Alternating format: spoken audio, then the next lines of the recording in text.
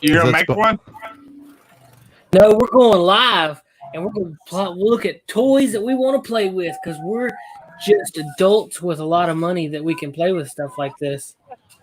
Maybe not a lot of money, but I was about to say I was going to correct you on that. We got some monies, and we're wanting to play. But we got skills. Stuff. Yeah, Tommy we have the technology. I got the thought and the ideas. Look at this dude; he's done stalled it out. Oh.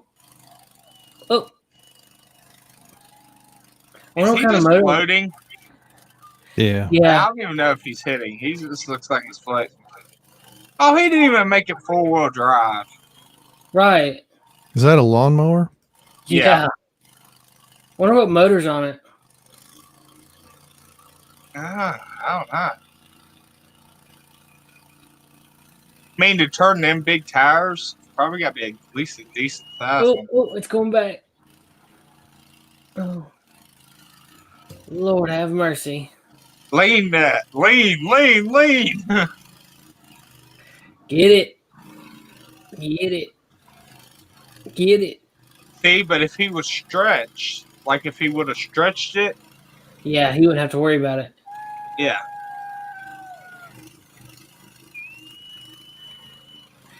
Them wheels should have been 3 foot out. The front wheel should have been 3 foot out further.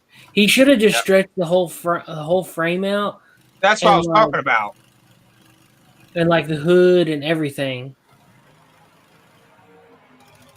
Even if he'd have kept the motor in the same position, but just stretched the front end out.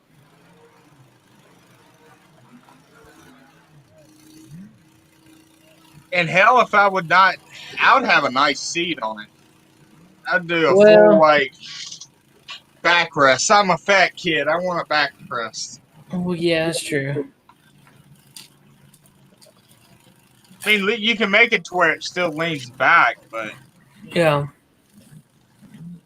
All right, Seth, it's your turn to pick a toy. Oh, I got me a toy. Hold on, let me find it again. That's what I want, just more modified.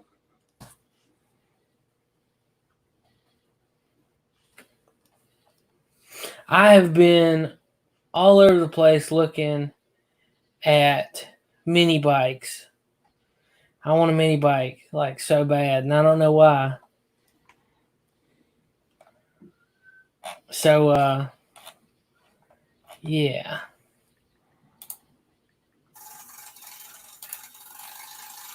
Oh. These mini bikes. Oh, hold on just a second. This is silly. We're going to do some tricks here in a minute. Miami Mini Bike Day. Like, what is this, Bike Week?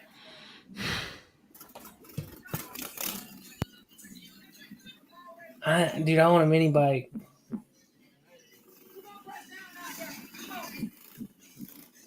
Do something cool. This is kind of dumb. Random mini bikes. Join the ride out.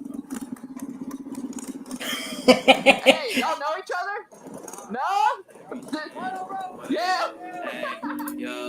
Hey, hit it or run it, she love it, I know she laughing. Ain't fucking no bitches, she listen to get it, she with it, she know that it happens. Ain't fucking no dirty, she 30 with her pieces lurking and all that. I want to meet that. He's on a little buggy, bro. Yeah. Dude, he got a little mini bike. Up, bro. Yeah. Oh, dude, he got wheelies.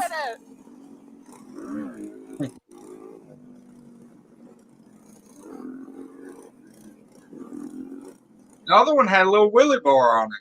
Yeah. Bro, homie's really on the little buggy right now. Look at that's so dope. And he has a wheelie bar. Oh my god, bro. This is what I'm talking about. LA is crazy. You never know what you're gonna find. We literally just found a homie on a little buggy. It's a mini bike, fool. Look. Yeah. Yeah, this cat, man, he don't care. We got homie with a little buggy. He got a wheelie bar. Let's see it. Look at homie. A random shopping cart in the middle. I love, like, Wheelie. I hate watching when they wreck. Oh yeah. Look at that little dude. He getting it. He's in a wheelie. Is it hard to do a wheelie with that though? I don't know. Look at the size of it. All I gotta do is move one butt cheek, and I'd probably ride a wheelie. Well, the problem, the problem with them is center of gravity. If you got the motor up too far forward, you wouldn't be able to. Yeah, that's true. Ooh, police chase. I'm gonna mute that. Alright, let's see. Channel Dad, what do you? Yeah, what kind of toy you bringing to the party? Yeah.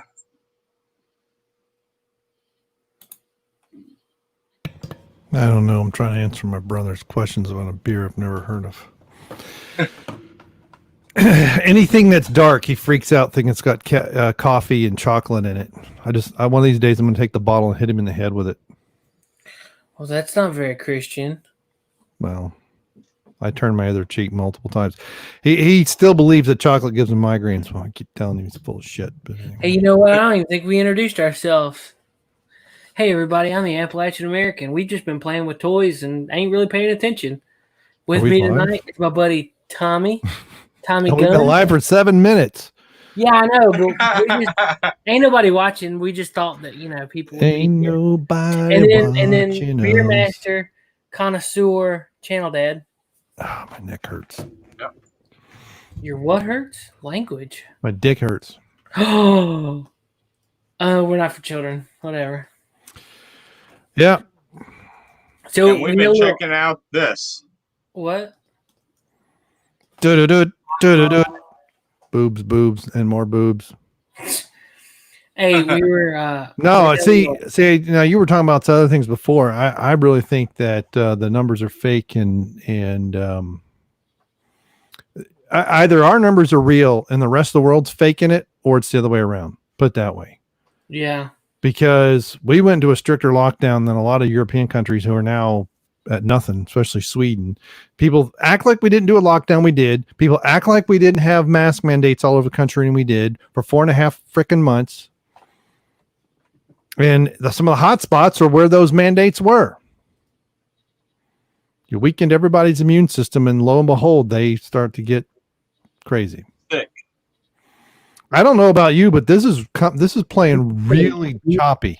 Yeah. I mean, like it's 3 frames per second or something. So why are they chasing him? Because it's staged. Yeah, of course. Yeah. Staged. Now it's like not even playing. Oh, no, positive. Oh. So what's been going on, guys? How have y'all been? Wife's sick. Oh no. Stop bringing home some chocolate. Hey, I got a whole big bag of Reese's for her. I got her 2 chocolate bars. I brought me some ice cream home. Why ain't you just chocolate fudge brownie? That's for me. No, the ice cream's for me. Nice. Yeah. We had a family cookout the other week, and we were talking about YouTube. My little cousin, he has a YouTube channel where he edits videos for like Fortnite and like video game stuff. He just edits those, kind of makes short little videos of highlights. And I told him, that's cool, like yada yada yada, we have one. And he was like, "What's your channel? I'll subscribe." And I was like, "You're too young, bud."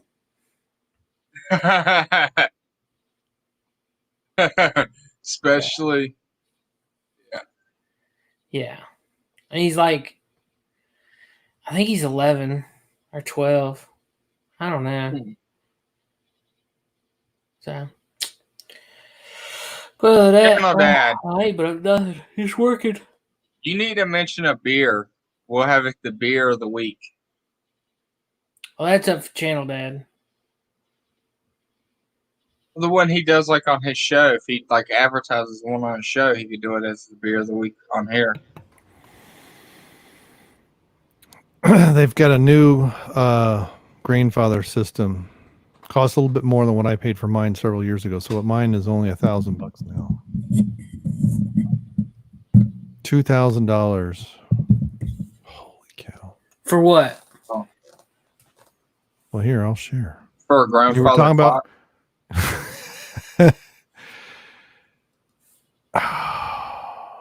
Why won't it? I can't share. Allow StreamYard. Yes, I'm trying. I want to allow.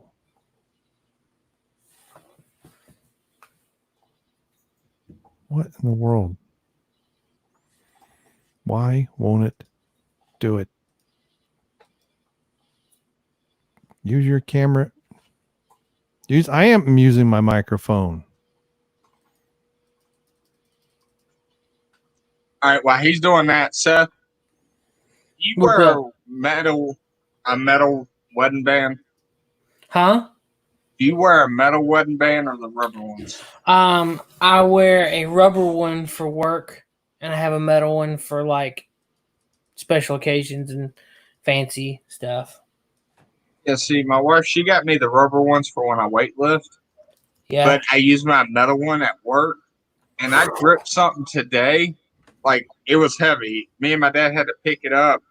This thing weighs about 530 pounds. It's called a power unit. We had to put it in the bed of his truck. And I gripped it so hard, it pulled the skin off of my ring finger. Because I gripped it.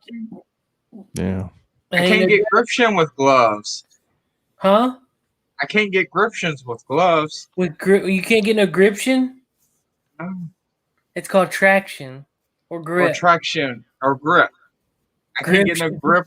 You can't get no gription. Tommy, can't get no grip. I can't get no grip with gloves, so I don't wear gloves. I'm gonna get you a dictionary for Christmas. It would go right beside the Bible you got me. Well, at least you still got it. I do, and it's got my name on it. Yeah.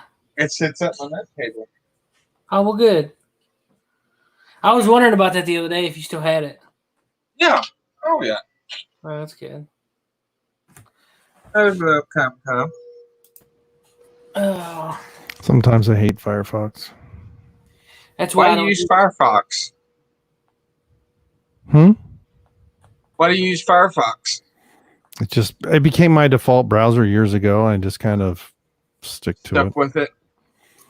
I do Chrome. They redid Internet Explorer.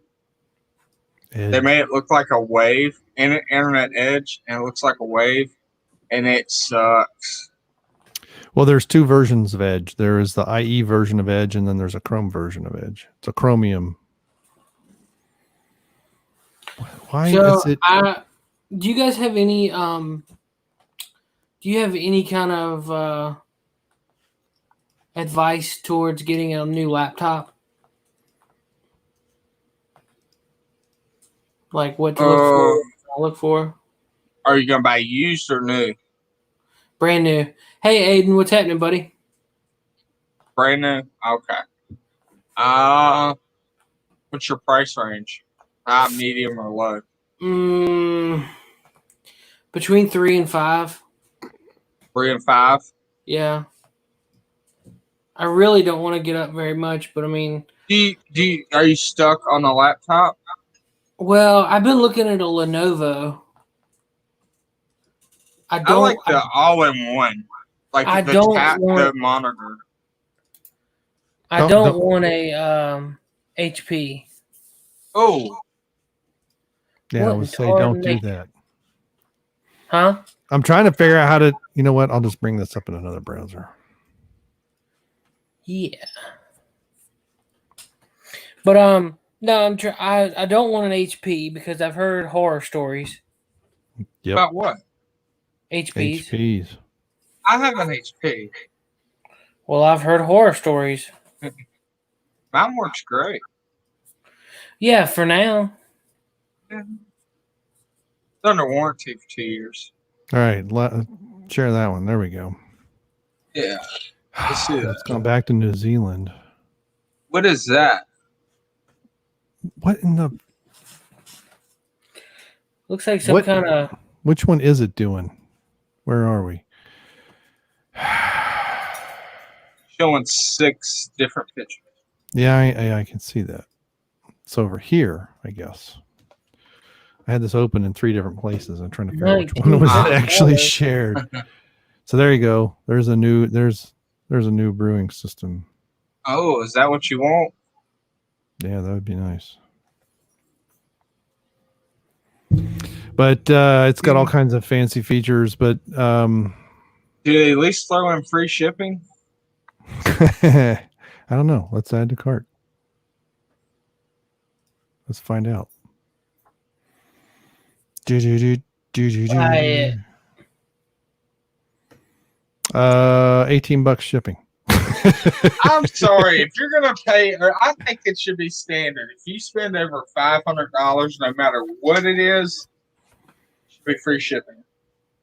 Now this is more or less what I don't have the I wish I had a 220. They just came out with one. They've upgraded this slightly. They've changed some of the looks on it, but this is more or less what I've got. How much does it make? 5 gallon. Well, I think it'll hold 8.5. I just make 5 gallon batches out of it. This looks like they've redone. Mine doesn't look like that. It's not an all-in-one inclusive thing like that. I mean, I've had mine for several years. I actually like my setup better than this. This is too simplified. And basically, so this is where you probably can't see my mouse, but the thing on top is where the grains go in, and then this is the water, and then it recircs. This is what it looks like. So recirculation arm for when you're mashing. And then what I would like to get for it, whoops. Well, there's an overflow filter. There's advanced cooling. That would be nice. Wardometer would be really cool. Bum, bum, bum, chicken man. But this is, I'm not sure what that, that's for the botanicals and stuff. So you can do distilling and flavor it at the same time. But this is what I'd like to get to add to my grandfather. So it turns it into a still. Ooh. This has come down in price a bit. They can make you some of that good old moonshine. Yeah, but I'm not going to make it from corn. I'd make more whiskey. I'd make something from barley or something. I mean, basically, you still got to mash it. You still have to ferment it, and then you put it in this thing, and there's a process. You collect, and then you dump it. Is back that a in. lot safer Than what? making it out of a steel? Well, a handmade still. Man, my face is really red. Look at that compared to my arm. Yeah. And this is actually what the clamps are for. These clamps here. Let's see the clamps on the side of it. When I move around, do you guys see my mouse at all? Yeah. Yeah. Okay. But that holds that on, which is odd that they don't have it clamped down. When you look at the this thing. Yeah, this thing was like $1,500 when I bought mine several years ago. The clamps don't hold that on. I use it to hold it on. I don't pull them down tight, but just like when I'm moving it around so it doesn't slide off. But the lid is a little bit beveled underneath so it stays in. But yeah, this looks a little bit different than mine. They've kind of, I think they've made it cheaper constructed. And then this, there's a spring valve in here, this ball valve, but in this thing, there's a spring valve to hold that down. A lot of people replace that with something because it can leak. This attachment down here is an absolute pain in the ass to put on because you got to put it the pump is there, but the return you have to connect into that plastic nipple thing. They've got it. Let's see. Do they even show it? No, they don't really show it. They have this part is better than what I've got.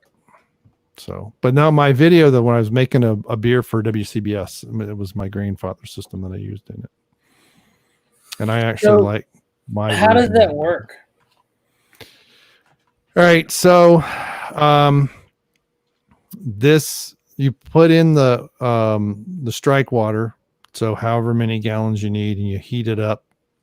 What you can't see here in the display, you can say, hey, go to, I don't know, 135 degrees, let's say, which would be a low end mash. But so you can set that, and do they show it?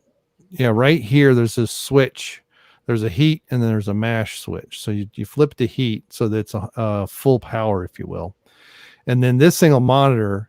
And so usually I heat it up and I have the pump on, so I have the water flowing around so that it gets evenly heated, because the right here is the probe for the temperature. So that I kind of let it distribute, and when it reaches that temperature, it'll basically, it's a thermostat. It'll maintain that temperature. So then the basket, which sits on some feet that are right in here, you then pour in your grains. So basically this thing, you turn it and then it'll go down inside. Okay. The basket, it's not a basket. This has a false bottom. Yeah. And so you put that in, and then you pour your grains in, you what they call dough in. So you put your grains, I've got a plastic paddle looking thing that you stomp around and make sure that it's, because you don't want any dough balls. Have you ever made oatmeal, and if you didn't stir it up right, there'd be a clump that was dry. Mm-hmm. Okay, completely. It was in. If you're not careful, it'll become a ball. Well, you can get those in there. Well, if I've got 18 pounds of grains in here, it could be anywhere in here, right? This thing's about 3.5 feet high, so it could be, and you want to avoid that. So basically, you do that. You put the recirc arm back on. You put the there's another false bottom type thing that goes on top that they don't show here at all, I don't think. Let's see, no. And then whatever your mash temperature is, you might have to heat it up. You flip it to mash. The mash, it maintains the temperature, but it's at a less intense heat because you don't want any sugars burning at the bottom. And the water pump will come out here. It goes up the recirc arm, and that helps clarify it. So as the water starts to circulate through the grain, and the grain bed will settle, then it starts to, the dust and stuff because the grains are all cracked. You mill the grains. You don't make it pulverize it like if you're going to make bread or something, right? You're just cracking the grains to open them up, but there's still dust and all that other stuff. That'll just basically it'll filter out. So when it's all done, so then whatever your mash things are, now this one, some of these are programmable. You can actually put it on an SD card and put it in there, and it'll just, I want this temperature for so many minutes, this temperature for so many minutes. And you, depending on the type of mash you're doing, you might maintain, and all of those temperatures, various enzymes in the barley do different things. So it depends on the type of beer you're making. If you want a full body, if you want high alcohol, if you want something in between, whatever. And then you do a mash out. So you heat it up to a certain temperature and kill all the enzymes. So all of the mashing is done. So all the conversion of the starch to sugar is finished. And then you raise this thing up, and then all the water starts dripping back in here. And then you have rinse water that you then pour through here at a certain temperature, usually about 165 degrees. Just depends on what you're making. And then you take this thing out, and it becomes a boil kettle. And so you leave the arm off, this part of it you keep on, but this return up here, you leave the lid off until it's about done. And then you put, this is a counterflow chiller, which has, so basically hot wort goes in one side, cold water goes in the other. They don't mix, but there's a copper tube inside of this hose. The wort stays inside the copper. The water is on the outside, and they go counterflow, so they go against each other. And use the same pump. Takes about maybe 3 minutes of recirculating it to where it's cool enough that you then, one of the things that hooks to this thing is a hose to go into your fermenter. And whoops, I went back too far. Now they have advanced things here, like this is cool. This is really insane here. So this is the things, if I show my wife, then she'd know how obsessed I'm not. So here you have now this is the whole thing, but you have the grain father, but this thing will heat water up much more efficiently than the grain father will. And then this actually is a glycol. That's it, glycol. I think it's glycol. Yeah, glycol chiller for cooling stuff down even faster than the counterflow. So yeah, then you can get it to strike to yeast pitching temperatures in like a minute or less. The faster you can, that's what they call a cold break. The faster you can cool it down, the more various proteins will fall out of solution that can cloud the beer. Excuse me. Like if you get a chill haze or something, sometimes you want that, but sometimes you don't. So, because I've had beers that the last one I made crystal clear until I chilled it. So I did something wrong because I didn't want that. But anyway, then it goes. So what you're telling me is during the apocalypse, we can go to your house for beer. Yep. Well, if I can get barley. Yeah. See, and this is the this shows this heater a little bit better.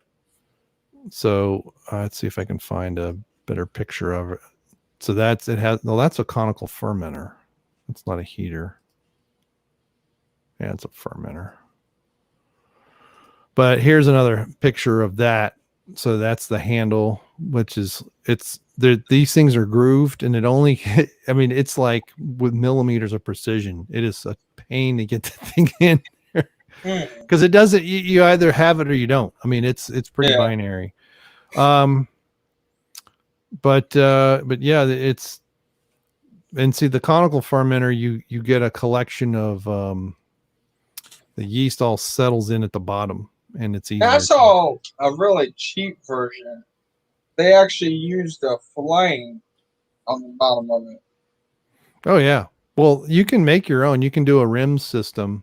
So here's the sparge water heater. There's a refractometer. I have one of these. I did not pay $60 freaking. That is way too much.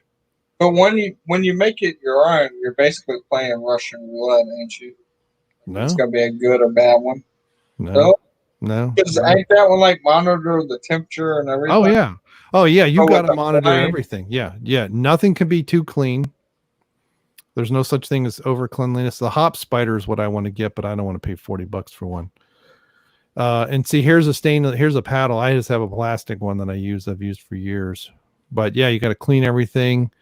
And depending on your recipe, if you may have everything clean, but if your recipe sucks, then your beer's going to suck. So that seems like it's too rich for my blood. Yeah. Aren't you glad you asked that question? But basically, I'm looking to see if they have. Can this make Coors Light? Yes, yeah, you could make a Coors Light. Awesome. I don't know why you'd want to, but because it tastes good. Now this is basic cooling. Maybe that is a cooling tower, not a fermenter. See, there's the fermenter. Yeah. That's the problem. Like if we were to come over and shoot a video with you, Lape, I would take a drink and be like.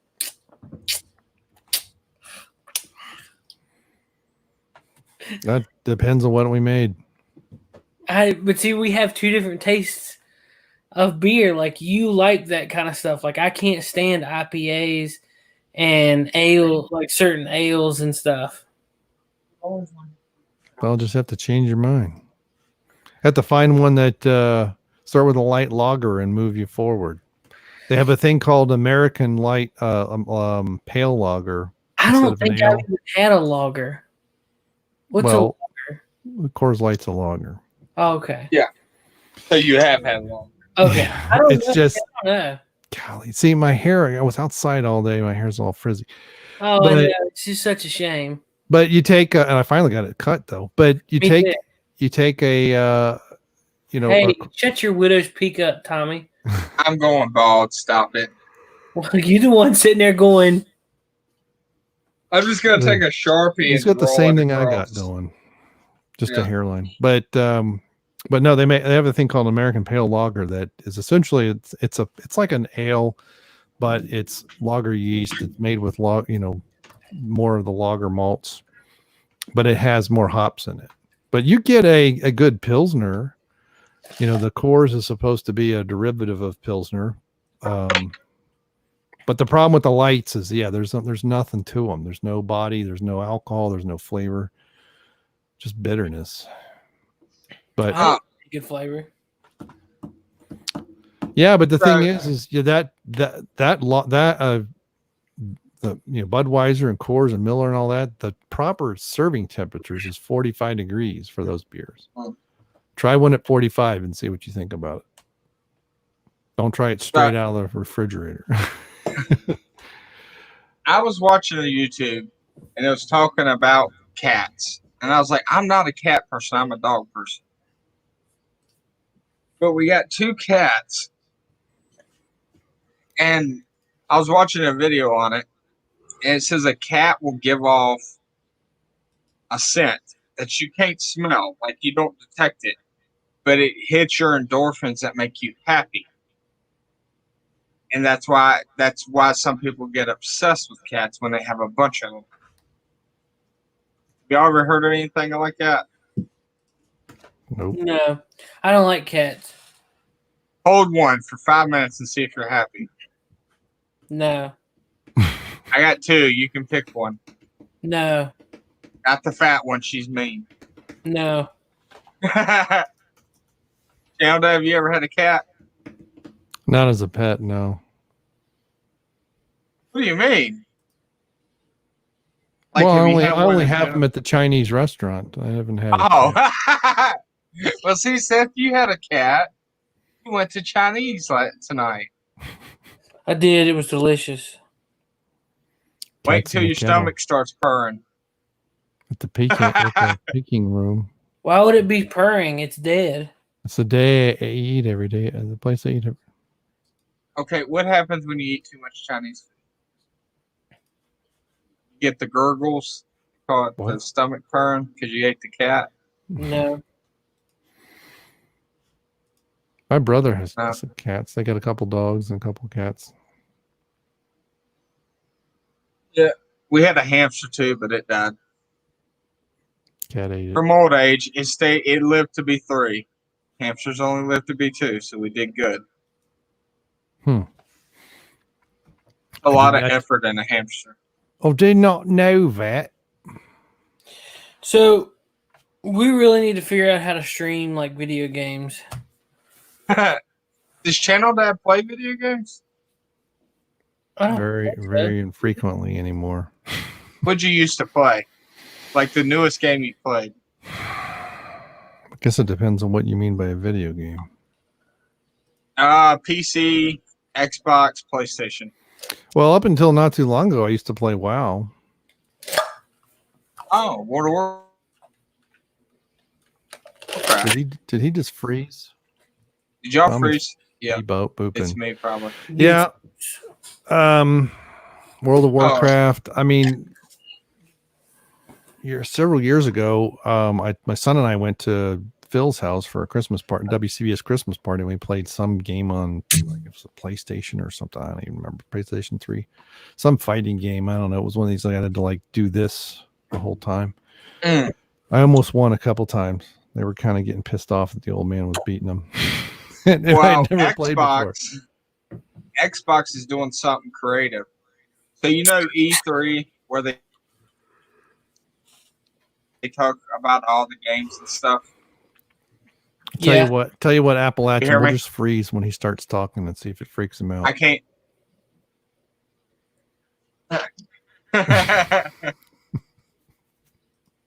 But anyways, E3 is it's basically where you go for all the new games. Yeah, I know. But they canceled it this year.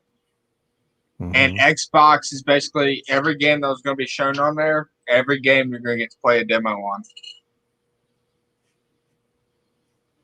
I thought that was cool. That's still not moving. No, he's faking. I can see the waves in his screen. I can see his hair barely flickering. You gotta Now, wear see- a hat for that. Yeah, see, YouTube is I don't know what the heck's going on. So I've got a video. It's not completely demonetized. It's a Elizabeth Hurley video. They really hate Elizabeth Hurley in bikinis. It's like restricted. So in the back office, it says 813 views since published. Okay, and it's picked up recently for reasons I don't know. When you go to the video, 753 views is what it lists, and I've made 2 cents. And I've noticed this. Kate Upton videos or something like regular videos. I don't see this hardly at all, but anything with a hot chick, it's like the numbers are like. I had one where the Kate Upton video for 4 days, the number did not change on the front end, but in the back end, it was just going. Tick, tick, tick, tick, tick, tick, tick. I don't know. Sorry. I know it's completely a non sequitur. I'm just looking at my analytics, trying to figure out what the heck's going on. But for real, I was If thinking you about- ever figure out the YouTube algorithm, let me know because it's a complete mystery to me. yeah. I mean, I had a video, this video right here. So it's okay. This is the last 7 days. How can I share this?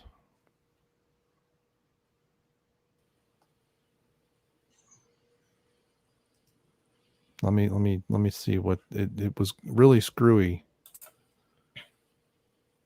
All right, so then this one is pretty. This says 125 in the back office and 124 on the page. I don't know if it's letting me share.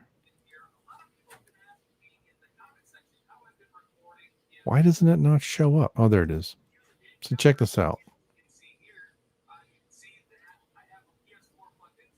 Appalachian. Yo. Somebody add my screen share. Oh, So this video, in fact, I had to I changed some of the things on the description and the details.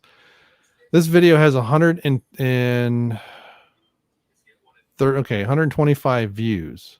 Okay. But look at,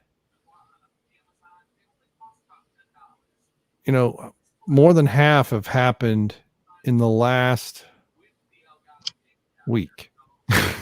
Okay. There is not, now I changed the description a little bit. I put my links in because it didn't have any of this. None of this stuff was in here. It was only this top paragraph. That was it. No hardly any tags, nothing correct.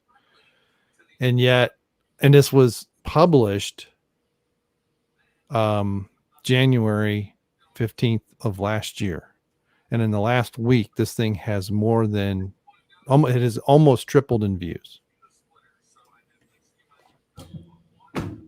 I don't know. Right. And so here's the frustrating thing. Okay, great. I've got for my channel, this is a fairly hot video, right? It is in my, if I look at the last 7 days views, it's number 7 on views in the last 7 days. How in the world do I capitalize on that when I have no clue why it's suddenly showing? Right? I mean, I made it a year and a half ago and no one gave a shit. And in the last week, 61 views and counting. And it's just gone up. And I'm like, great. I want to make 17 more videos like this so I can get another 100 subs over the next month. I have no idea. I think it's a lot of it's just people that claim they know what they're doing. I noticed they got channels with like 300,000. I'm like, if you really knew what you're doing, you'd have like 10 million subscribers. Sorry for all the banging. Did you guys listen to the show at all last night? I started it, but fell off. I was just halfway listening. I don't even remember what time it was. And someone Which show? WCBS. Oh. Someone were you there when someone gave a super chat saying, "Hey, we just started a channel. They were wanting some pointers." No. Oh, and Jeff basically said, "Well, be consistent, and that is true. If you're going to publish videos, but at the same time, if it's 4 days a week at 1:35 every single time, That's why we wanted to go live tonight on our channel, was because we usually put out content on Fridays. Mm-hmm. And since we didn't record, we recorded for the other channel on Tuesday. That's when we would normally record for this channel. Yeah. So, and I trying to be consistent, but I mean, he basically gave him no help whatsoever. He's like, "Oh, the Fandom Menace community." It's like bullshit. The Fandom Menace community there's like 8 or 9 people, and that's it. Go look at the big channels. Maybe there's a dozen, and anybody that Jeremy tends to scoop up people. I want to make a video, but I need to buy some merch first. I want to get like a Geeks and Gamers hat, and I want to get like a Geeks and Gamers t-shirt and stuff, and just like I don't know, start a video like talking mad crap about Jeremy, and slowly like unzip my hoodie to show that I'm wearing a Geeks and Gamers hoodie. And then like put my hat on, Geeks and Gamers hat and stuff like that. And just be talking like, "Oh, Jeremy's this, Jeremy's that, like cancel Jeremy, ha ha ha, whatever." And then like at the end of it, I'm sitting there looking like a straight mark. Yeah. Yeah, he still has his stuff. I don't know why Jeff quit his store like 2 years ago now, maybe 3. And they still don't have the website. Nope. You gotta pay for the store. Are you asking me or telling me? Asking. Well, I'm sure he paid something. It was Incarnate Studios, and don't forget the hyphen. But because I think he had that maybe before he even did the podcast. And that's where I bought some of my T-shirts from. But what I think it was a storefront, where you have to have your own domain, and you probably have to, But I think they make them as they're ordered, right? It's a drop shipper. So you put in your designs, you upload your stuff, and then the storefront goes to the people, and then people say, "Oh, I want that shirt." And so you get to say, okay, this is only in black, or this comes in black and green, or whatever. So I ordered the Brains, the Schlocktoberfest t-shirt, and the I Survived, and then something else. Are you gonna get Woke Busters? I don't know. Are they actually gonna come out with that? He says he's going to. He's been saying that a while too. Just like still waiting for Stealing Solo. Yeah, I saw he had. What was that palette? Did he get it reprinted? Is that what arrived at? Yeah. I mean, I got the first issue that had the mess ups, and like they just threw it through the magazine and or through the book in the mail. Right. Like, no protection, no nothing. Right. I remember all that was a year. That was a year ago, wasn't it? Or was that? Yeah, because that was like it was February of last year, wasn't it? March? No, it was this year. Oh, was it this year? Yeah, because it was just before I moved out of my house, my old house. Okay. Because I remember he did a video on it. So, that's right. Because he would. Well, no. I think it was later than that. I think it was last year. It was before he moved to California, because he did a video from his room in his mom's house. I don't know. Maybe you got yours at that time, but I think it was like mid of last year. There was a big stink about it. Well, go look at the comic book huts. Comic book huts. He did a video on it. You have to go searching back through it. I have a theory that's Cecil in a different voice, but Could be. It's funny, but yeah. And then I saw, I don't know, a few weeks ago, he had a palette and he was talking about, signing stuff. And I'm like, did he have it shipped to him? And now he's doing it by hand. I don't know what's going on. Yeah. Cause that fulfillment was 5 days ago. He put out a video saying Ethan Van Sciver endorsed Stealing Solo. He who? Comic book cut. Oh. He did, but that was like 2-3 years ago. Mm-hmm. I mean, the campaign closed on Jeff's 30th birthday, and I think that was September 2000. I want to say 17. 18. Was it 18? Yeah, because he's born in 88 and I'm born in 89. Okay. All right. We're just a couple months apart. All right, so before we start getting with the movies, I saw this and I sent it to Seth. I don't know if you know it, channel Dad. Have you ever seen the series SpongeBob? Yeah. Yeah, the original when my kids watched it 18 years ago. Did you ever watch the episode where SpongeBob got his license? I don't know.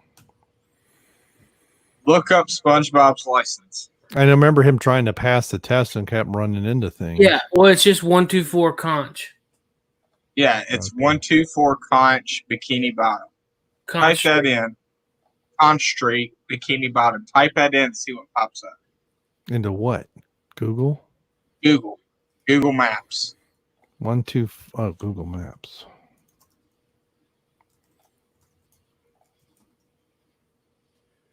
124. How do you spell conch? CONCH. Street, Street. Holden Beach. ST. Bikini bottom. Okay.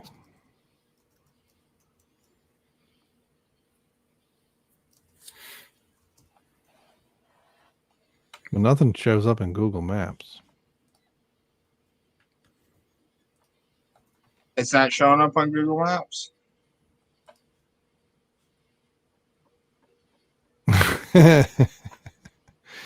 You see it? Well, there's a Snopes article is SpongeBob's home address on Epstein's Pedo Island. Yep, that's what it is. Is that weird though? They're Like saying the it's odds false. of that.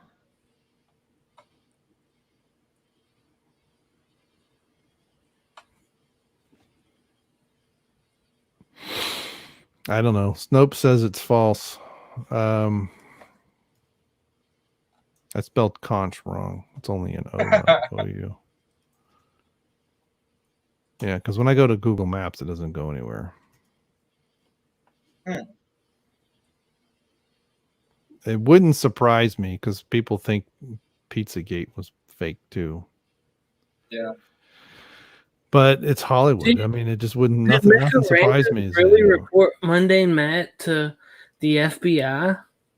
Did who? What? Mecca, that Star Wars cut, our comic book cut, said, I'm trying not to say his legit name because I don't, not that anybody's going to go from our thing.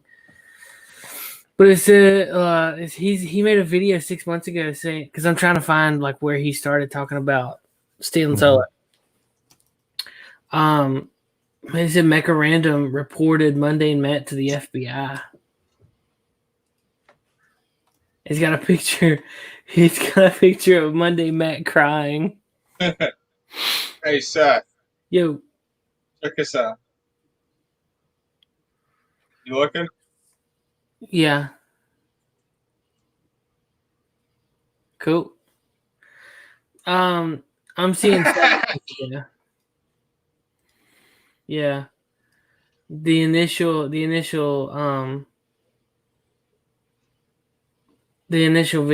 that he made was 7 months ago.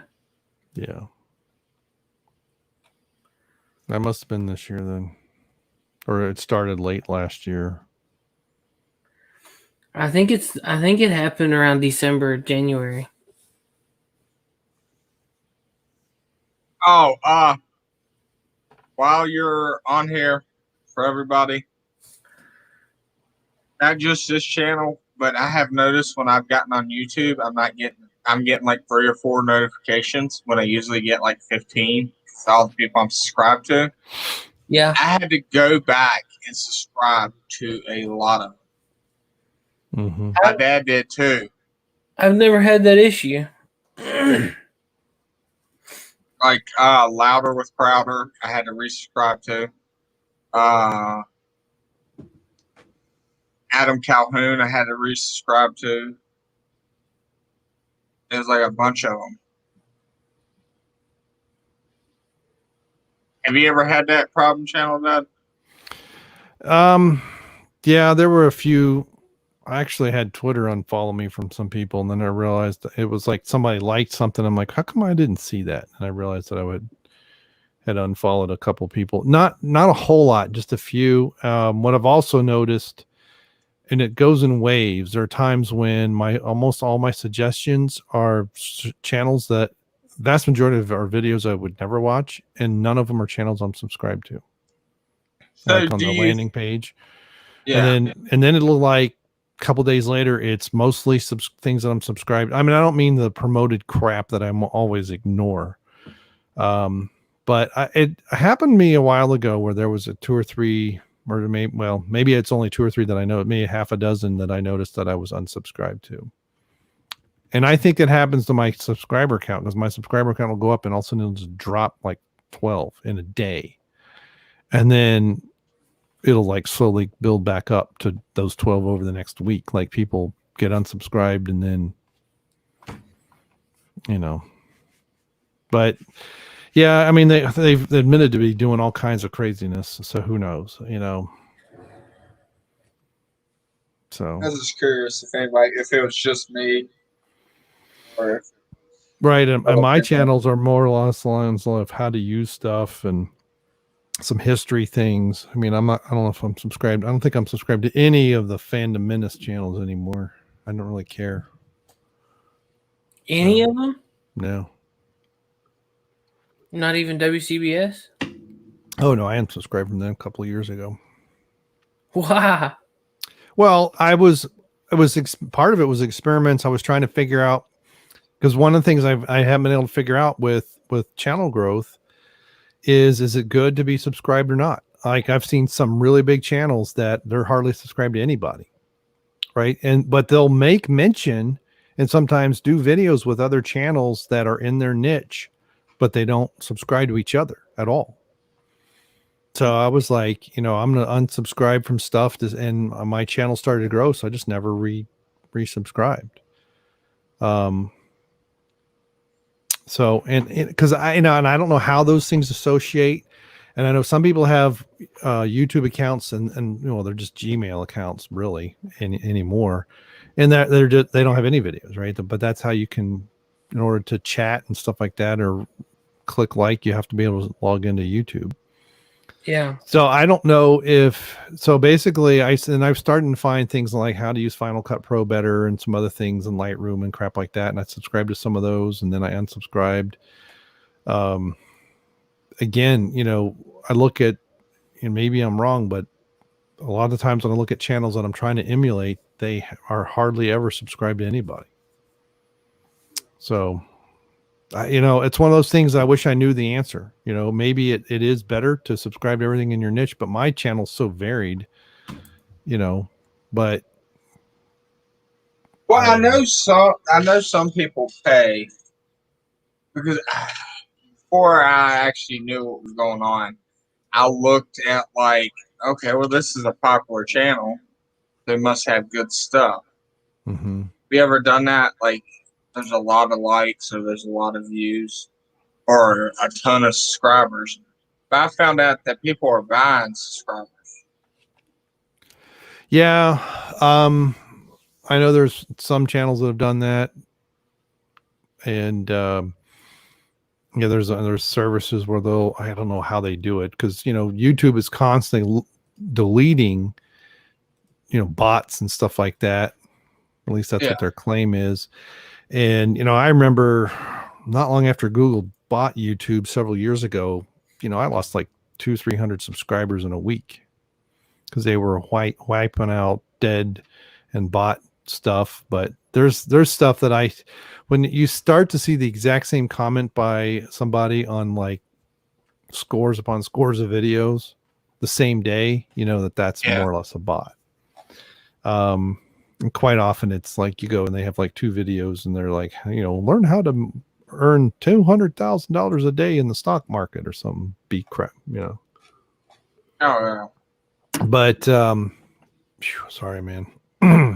But yeah, and that's the thing. I even now the vidIQ, I finally said I had to tell him, I got to stop buying that service, but I still have some good information. That's part of what you saw when I was sharing my Chrome, is a lot of that extra stuff.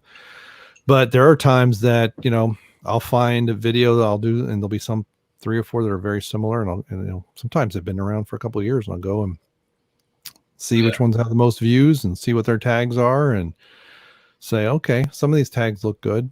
Some of them that have nothing to do with me, but so I copy them over and get rid of the ones I don't want. Well, what I'm noticing now is like I've seen it. A lot of big YouTubers are making other accounts where they're just playing a video game. You get to watch them play a game and they'll talk while they're playing it.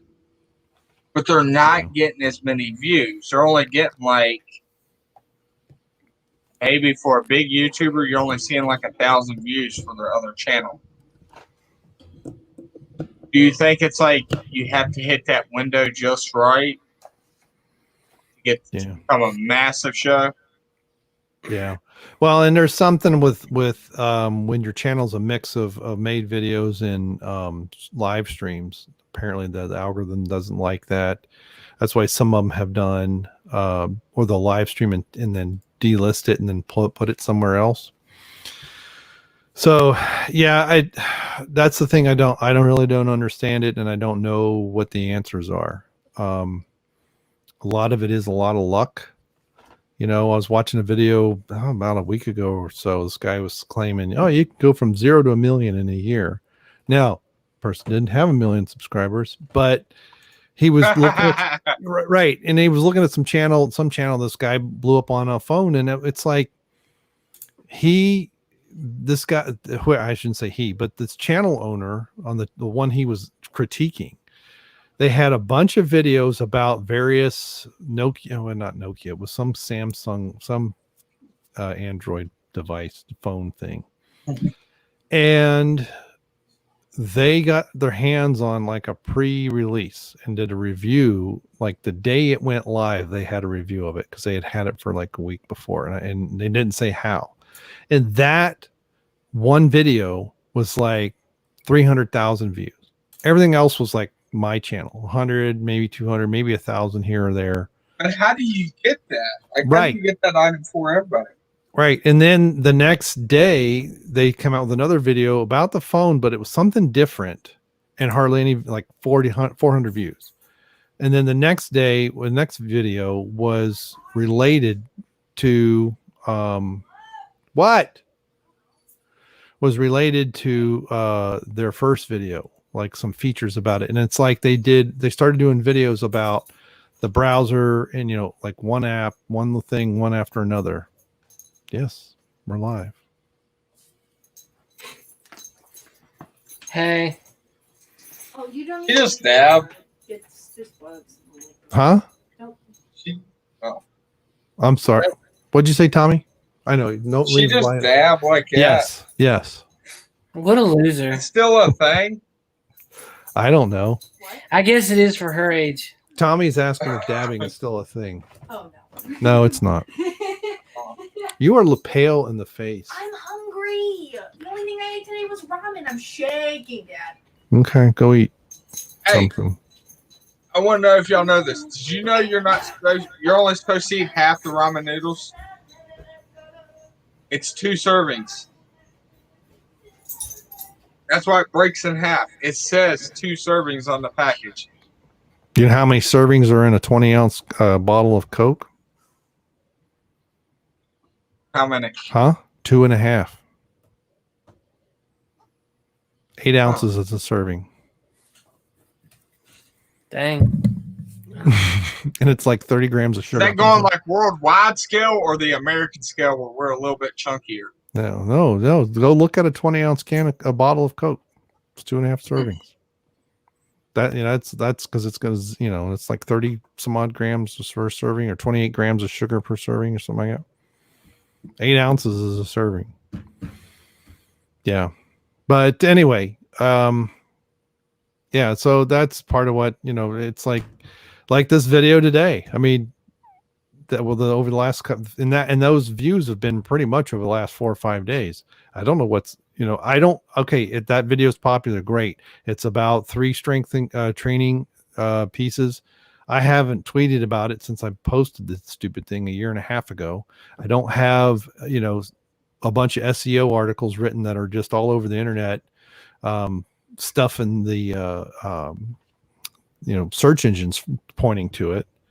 So I know it's not something I did, but if I can't figure out what about that video that people like, I can't make other ones, right? I've got other exercise videos that are similar. I've got one, it's like the 3 things wasting time in the gym, so it's not necessarily 3. But hey, back in, I guess 2019, right? When my channel started, I got 700 subscribers in about a 2-month period. Was that the Captain Marvel in the MCU cast video that I did? I read an article in March about it, read it very poorly. I had been watching a bunch of DC stuff on Netflix, and so I had Hawkman in my head instead of Hawkeye and all this other crap, and I kept saying Martin Downey Jr. instead of Robert Downey Jr. And that was in March, and it was a month later when Brie Larson did her little thing with Chris Hemsworth and Don Cheadle that thing exploded. Now, okay, great. I got a video with over 500,000 views. Great. So do you think if you did your research and you found some stuff that people ain't paying attention to, and you got it out a week before it was announced, that's one way to... Oh, yeah. And it's something like that. You got to make sure the description is good, your tags are good, so that the search engine all of a sudden starts saying, hey, wait a minute, people are searching for these terms, and this guy's got it. And part of it too, that I didn't know that on this video, because I've also seen this in a couple other ones, especially the newer videos, Google, they basically speech to text what you say in the video. So you got to say your keywords too, and you got to say them early. Oh, wow. At least that's the claim. So sorry, I'm starting to run out of water, and I'm just, as much water as I've had since those guys have left, I should be peeing every 5 minutes, but I'm so dehydrated still. I even did another round of my BCAAs that I usually only take while I'm working out and afterwards, because they also help with hydration. But right. So, and this is part, and like some weeks I don't hardly get any videos out because I don't have time to record them. And then I don't have 2 hours to do all the SEO crap to get it, to see if I can get 100 views for it in a week. Yeah. I've seen where people are calling people out though. Like they'll make fun of someone to see if they get a reaction video out of it. Yeah. And that way their channel gets big because their name goes out. Right. But then I look at someone like Jeff's channel. I don't think he barely even puts a description in. He doesn't hardly tag anything. But see, again, they were doing a lot of Star Wars stuff. They covered Ghostbusters, but their real big explosion. I mean, they were growing when they were like at 2,300 when I found them. They were somewhere in there, 2,500. And they were just growing slowly but steadily for a long time. But a lot of it was Star Wars stuff and nice thumbnails. Jeff knows how to make good thumbnails. And then the real big explosion really came with Last Jedi. But I was so sick of Disney Star Wars, I couldn't talk about it anymore. Did some on the fan cast, but we didn't blow up. We should have. If I would have had just a 10% of that luck, we would have had 10,000 subs. I mean, I do think it falls down onto the conversation. Right. They do have conversation. They do have good conversation. Sometimes. When Dion gets on a rant, I'm completely tuned out. I like the first 2 or 3 minutes of his rant. But that's it. Yeah. Is it turned to a repeat? Like it's just the same thing over and over again? He may tweak it a little, but it's the same. He'll contradict himself too. Yeah. If you let him run on long enough, he'll contradict himself. So it's, Yeah. Yeah, he'll contradict himself a couple times. Hmm. And It's very odd. Kendo can carry on a conversation fairly well. Sometimes Nick does a good job too. It just depends on the topic. I mean, there's some shows Kendo barely says 12 words. And there's some shows where those 12 words are gold. Yeah. Oh yeah. Oh no. I mean, when he and I were doing the fan cast together, that was what was holding that show together for as long as it did. And then he left, and then it just became a revolving door. I mean, Frank wasn't too bad when he was there. What are you eating? Pepperoni. Oh, Because that's real healthy. well, the nitrates are bad. Why are you standing here? Because it's funny. Hey, what did she think about Jenna Marbles coming off of YouTube? Well, she didn't go completely off, did she? I thought she Yeah. just. What do you were think of Jenna Marbles going off of YouTube? She shouldn't have to. Did you hear her? She canceled herself, man. Like cancel What? culture came for her. Ooh. They're canceling the wrong people. They called her out for a video that she put like on private years ago. Right. That she didn't like years ago.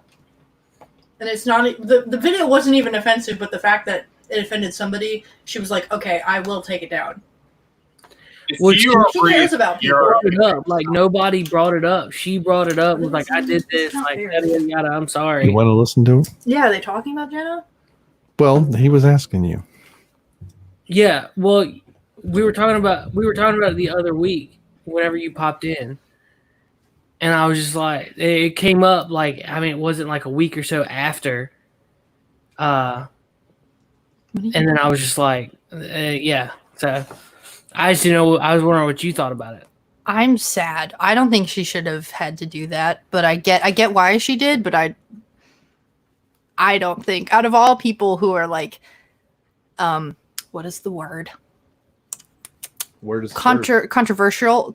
I can't say it. Controversial. I don't. Whatever. Right now, she's kind of the wrong target. So that's how I feel. cancel culture comes for everybody? Cancel culture is stupid.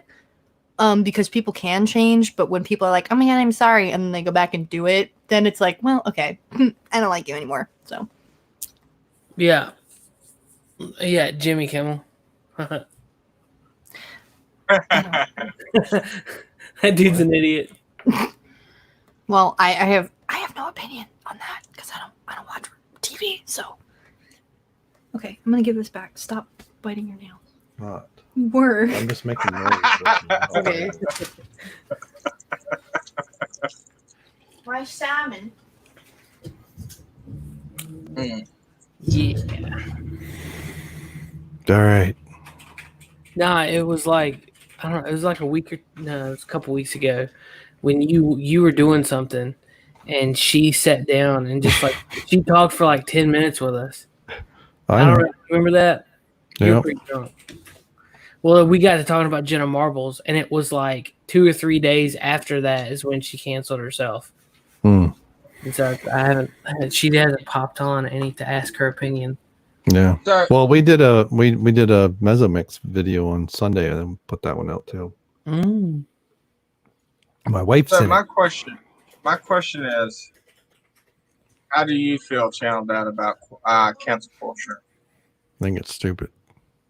See, my whole thing is, you don't like something on TV. They made this device. It's called a remote. You just flip the channel. Mm-hmm. I do it all the time on TiVo stuff and everything like that. That should be your only option for cancel culture. Stop watching it. Yep. You don't like it. No, it's no, vote with your wallet. I don't understand if you don't like it's different if someone's breaking the law, okay? Yeah. But or inciting violence against someone, that I can understand. But yeah, just something that you don't think it's funny for whatever reason, well then just move on. Downvote Or that video. if it hurts your feelings, Tough shit. just It's watch something else. It's sticks, when I was growing up, sticks and stones in my brain, I had kids call me all kinds of names, and yeah, it hurt.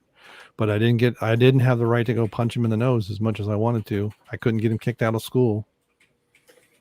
You know, Like a lot of good sometimes, movies. right. Some of the kids, we sat down and talked about it, you know, and it just turns out that they're just a twerp, you know, and it's just, okay, you're just an idiot. So I'm just going to move on anyway. But yeah, getting people fired and, you know, all this other nonsense. But as long as no one stands up to it, it's just going to keep going. And so, And they're afraid to stand up to it because if they do, the corporations are afraid of shadows on the wall. Okay. They still think, even though this has been going on, this has been building for well over 20 years, but they still think that those 7 emails they got represent 700,000 irritated consumers, right? Not, you know, actual customers of theirs. And it isn't. It's 2 people with different accounts.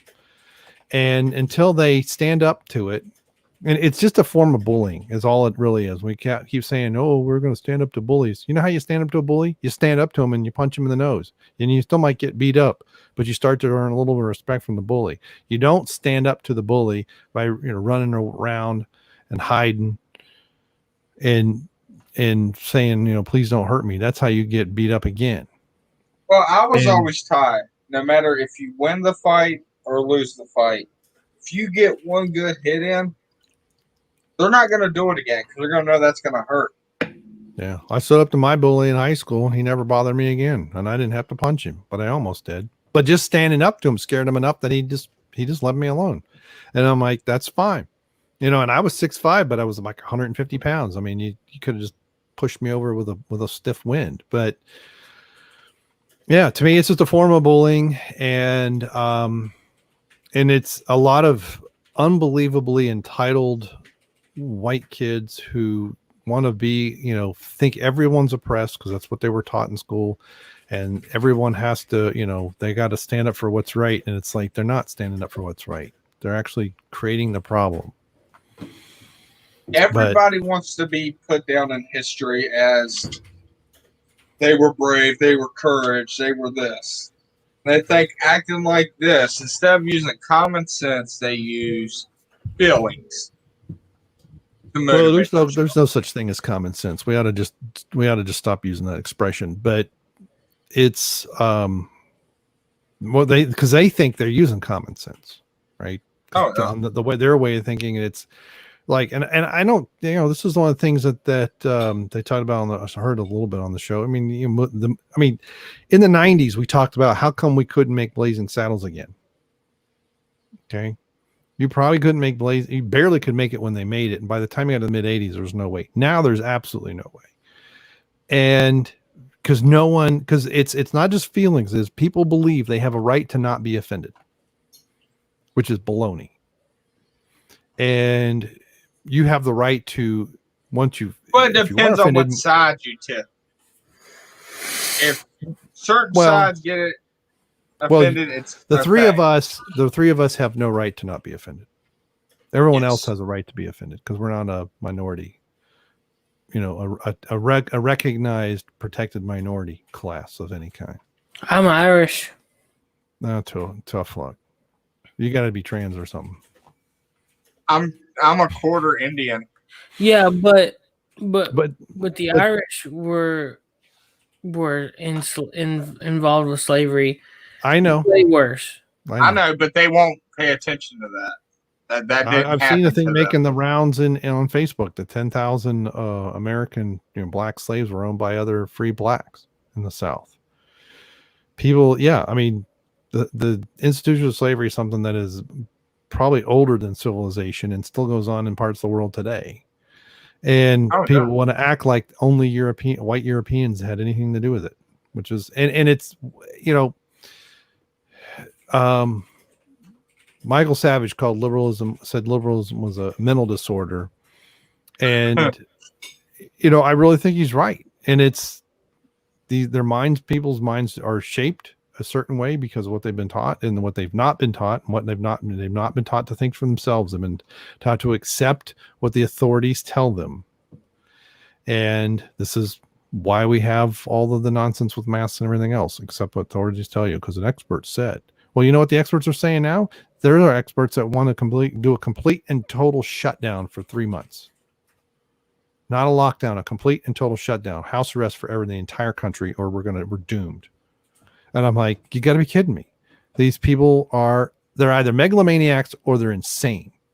This one thing that scares me.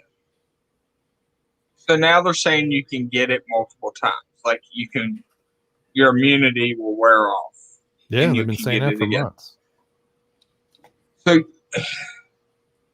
I've only been on this earth for 30 years. Common sense says this would never go away then. There will always be someone with it. So does that mean for the rest of our life when we go somewhere we're going to have to wear a mask? Like, oh, it's an outbreak this week. Everybody get your mask out. Is there going to be a part of clothing now? The megalomaniac, I won't like to call them liberals, but these leftists, okay, this is why you have people like Dave Rubin are like going, what the heck happened? Where'd the Democrat Party go? I stood here and here's a gay man fighting for gay rights, and then next thing you know, he's being canceled, or more or less, he's being shouted down. A couple of years ago is when it really started. He was on the Young Turks and everything else. And he's like, what happened? He got some facts in his brain and went, wait a minute, that wasn't true what I was taught. What else wasn't true? And I'm not going to say he's a Republican by any stretch of imagination, but the only people that'll talk to him are other conservatives and other libertarians. Right? I will say the lunatics won't talk to him. They just yell and scream. And yeah, and that's my idea, not to mix shows here, but the thing that is my belief, I guess, is we were having freedom breaking out all over the world, right? Brexit kind of started it. Hong Kong protests last year, the year before. You had places, Italy, there was a movement in Italy. Now it got put down and they lost the election, and I bet you they lost by shenanigans. But you had these NGOs pumping people into Italy and other parts of Europe and England and everything else going on. And there were some underpinnings in Germany and France and Spain that maybe the EU is not a good thing. And Germany was like, we don't want to bail everybody out. And Greece, that had risen again. And then of course they couldn't get rid of Trump when that was last year, right? 2019, the summer, when all that finally started to fall apart. And lo and behold, like magic, comes this disease all over the world to shut down any discussions of any kind of liberty for people at all. Oh yeah. And it's like it cannot be a coincidence. If it's a coincidence, it's one of the greatest coincidences in history. Whether it's natural or not, I'm not saying it was made in a lab and spread on purpose. It may be true. I don't know, but it's definitely a convenience for the oligarchs who were about to lose power. Well, they were about to lose control worldwide. This is my whole theory on it. If it is as bad as they say it is, why is everybody falsifying numbers? Oh yeah. Like, I don't remember any other. Yeah, go ahead. Why on earth, if you're going to take and say this is the worst thing ever, and then next week get caught throwing numbers up there? Why is doctors coming on YouTube because they can't get on the news saying, hey, this is a hoax? It is real, hoax but is a it's strong word. Yeah. Well, I'm talking about the numbers. Not the numbers. Well, no, you had doctors they were shut up. They had videos deleted, and YouTube came out and said, if you go against the World Health Organization, we're going to delete your video. And lo and behold, the World Health Organization 2 weeks later said the exact same thing those doctors in California said. They tell you not to wear a mask, and now they tell you have to wear a mask. Well, they got politically pressured into changing their position. And then it's and then you start looking at these magical, the new science. Oh, we've got new facts. No, we don't. They're the same studies that have already been done. It's coming to the same conclusions. It's just the way they word it. And they'll say it may help. It might slow the spread. And since it might, then we should. It's all politics. And no, swine flu, that one, I think they actually had a vaccine for H1N1 because it was like something else. We've had these happen about every 3 or 4 years. Okay. They're not, some of them like, SARS was back, I forget the SARS one, but swine flu was just a few years ago. And there was one before then and then there's been a few though, that they've been able to isolate quite rapidly, or they're very regionalized. So it's not a worldwide thing. Yeah. But yeah, no, I agree with your assertion that, if the antibodies are only good for 3 or 4 months, this is one of the things too, that people are raising questions on the vaccine. But this is also why Bill Gates, even though Snopes will claim he never said it, when I watched the video of him saying it, you're going to need proof that you've had a vaccine to travel, and you're going to want to get that. It'll be a digital tattoo. It'll be under the skin, and we'll know that you've had the vaccine. Well, and then the vaccine's going to have to be every 4 months if the antibody studies are correct. Now, do you believe in the coin shortage?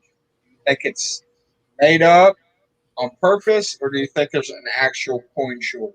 Now, I think people are hoarding coins, and I think that to me, it's just like toilet paper. Why in the heck did we have a run on toilet paper?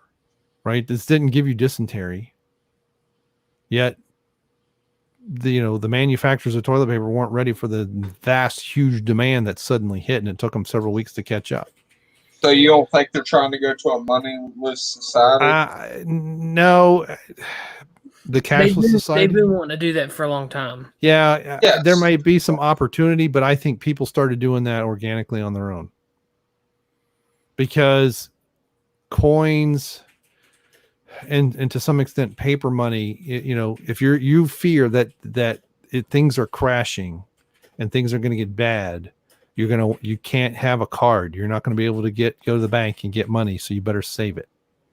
So I think because that's like the Susan B. Anthony coin back in the 70s. It was a little bit bigger than a quarter. This is like the golden dollar that we had a few years ago. It's novel and people don't spend them. And then the government's like, well, the whole point was to get these things in circulation to replace something else.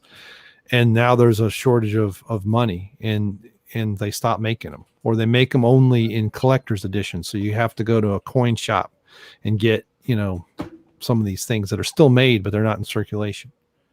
All right. Well, it was like the novelty of the $2 bill, the same kind of thing. So I wouldn't, because now granted, pennies and things like that don't have a whole lot. There's some metals in these things, right? You've got nickel, you've got copper, you've got aluminum, you've got other things that you can then melt down to do other stuff with. So it makes sense to hold on to coins. And I wouldn't be surprised, because more and more people, I mean, I'm one of them who uses my card more than I waste more and for years than I should. But if you get a society that's already moving toward one behavior, and you're like, well, we don't need to produce as many coins, it doesn't take much to suddenly be a shortage. And then as soon as you use that word, people are like, oh, I better save my coins. So there's a shortage on them. And that just makes it worse. My problem with the cashless society, my personal opinion. Let's say your kid's allowance. Is your kids going to have an account? Or are they just not allowed to have money until they're able to have an account? The little girl that does lemonade stands, is she going to have a thing on her? That's already illegal. A lemonade stand's already illegal in most places. You don't have a business. And it's BS. I know. Or the boy that mows the lawns, is he going to carry around a phone with a little thing where you can swipe the credit card? Like, maybe you might pay online. You might have to pay half in advance and half when he's done. No, Amish people will be screwed. Right. Because they still buy stuff. People don't realize they still buy stuff. Yeah, they sell things. They have stores. They sell. Yeah. They're not. It's like literally forcing them to take technology, or they're cut off from the world completely. Yeah. But yeah, again, I think it's an opportunity where people, for whatever reason, started hoarding coins or were afraid of money. You know, maybe they're like, they don't want to touch it, so they go throw it in a jar somewhere, and then they go wash their hands. Right.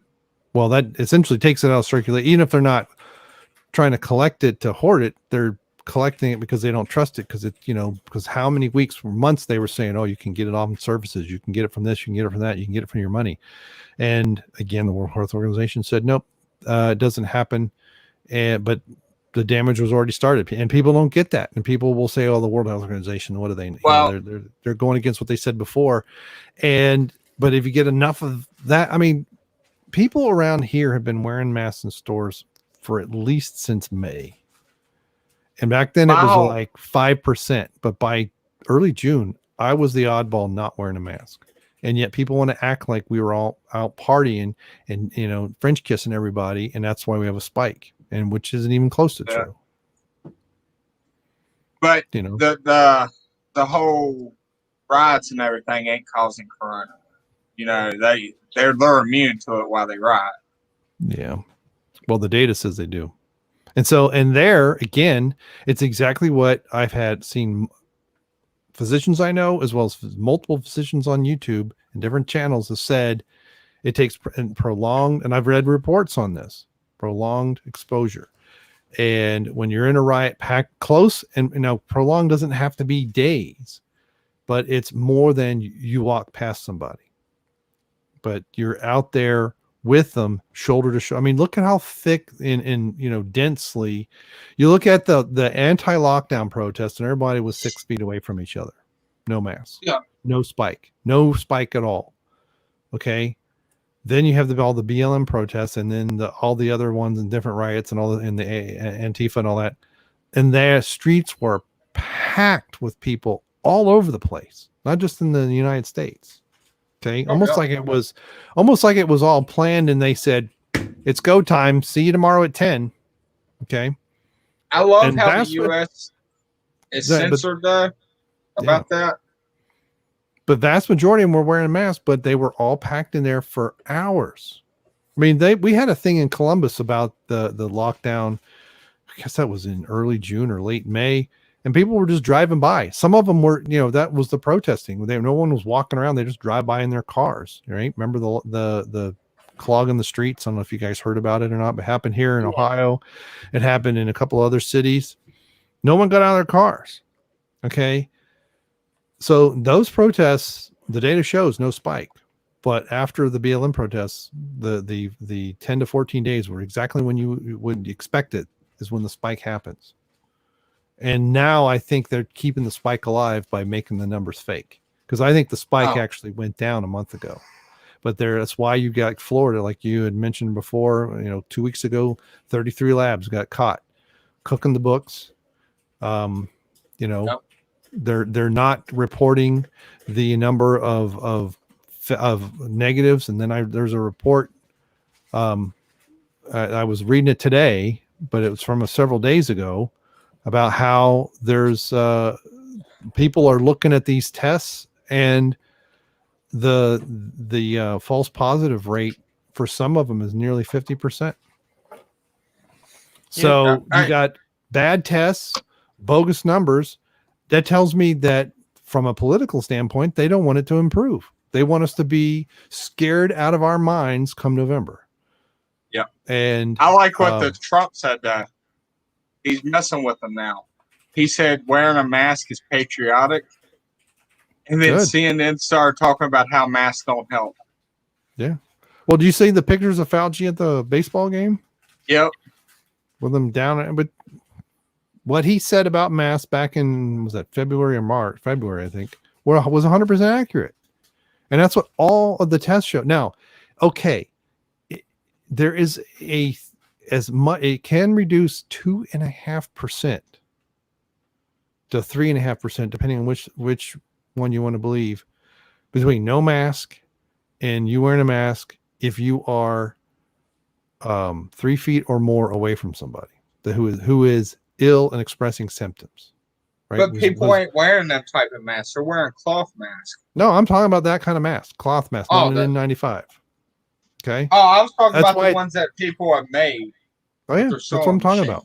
Yeah, that or a surgical mask. The surgical mask actually is even less. My step uncle's funeral was a few days ago, and he had my brother, since he works at the hospital, he's got all these surgical masks that he just uses and throws away, right?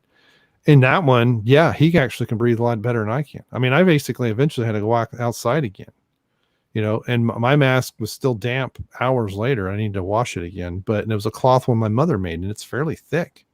I can hardly breathe through the dang on thing. But 2.5% is 2.5% worth 40 million jobs.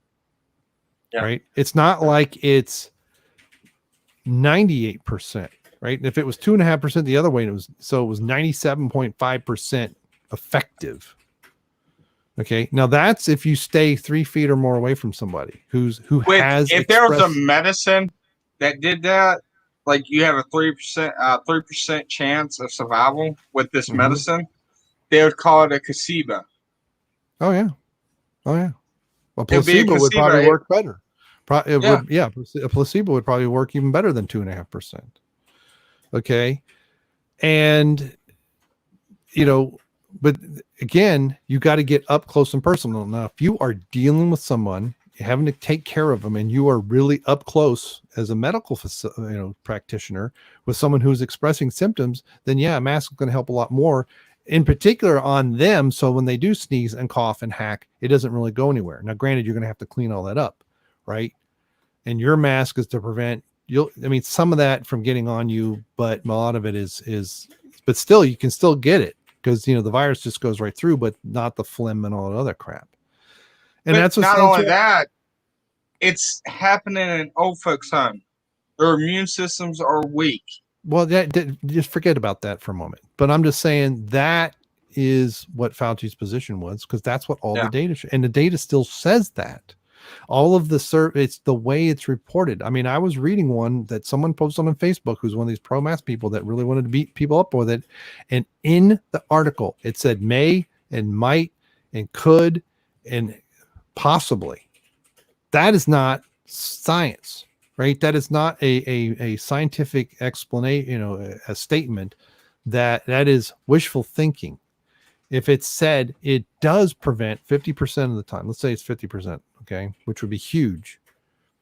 But again, outside of a medical care facility or when someone is sick, it is marginal. And the side effects the general side effects are more damaging to people than the safety that they get from wearing it when they are asymptomatic and they're around That's the thing too. If they are around asymptomatic or healthy people and they are asymptomatic or healthy, now what we know now about the asymptomatic spread not happening and things like that, if you are a healthy person wearing that, you are doing more damage to yourself over time than and you're not protecting yourself at all, right? And you're not protecting anyone around you because you have nothing that they need to be protected from.